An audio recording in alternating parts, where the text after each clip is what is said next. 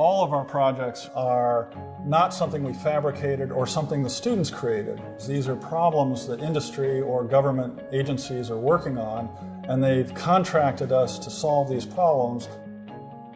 If you take a student and say, here, the only thing you have to do, though, is you have to deliver in the end. That's a big responsibility you normally don't give a student. We have a few deadlines and everything else is sort of up to us, which is a little terrifying.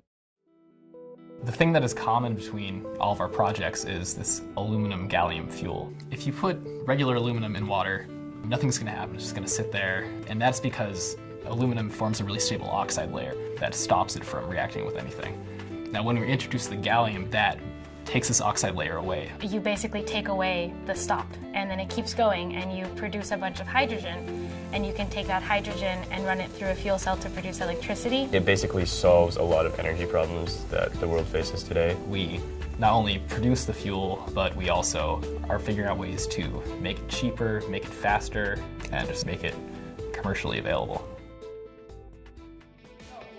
So my project for this class is an aluminum fueled vehicle. Small scale power system for emergency situations. Sort of a drop-in energy supply system. So 2114 is based in Beaverworks, which is sponsored by Lincoln Labs. The advantages are huge with having a space like that, especially when the projects are so connected with Lincoln Labs themselves. What Lincoln Lab had in mind when they helped start this class was if they engaged the students, many fantastic ideas would come out of this. The sponsors are great. They come to our presentations and give us input. It's one of the first experiences where we really have a mentor who is not just there to give us a grade, but is also there because they believe that we can solve something.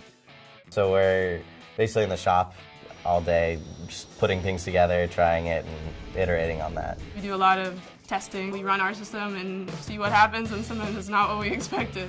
Oh, that's fast. That's very fast. Oh my God. And it does happen that we end up back at the drawing board. Right now, our technical issues are just revolving around putting everything together.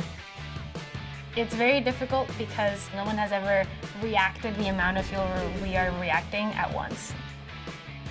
I'm so invested in this project, and at this point, I just really want it to work.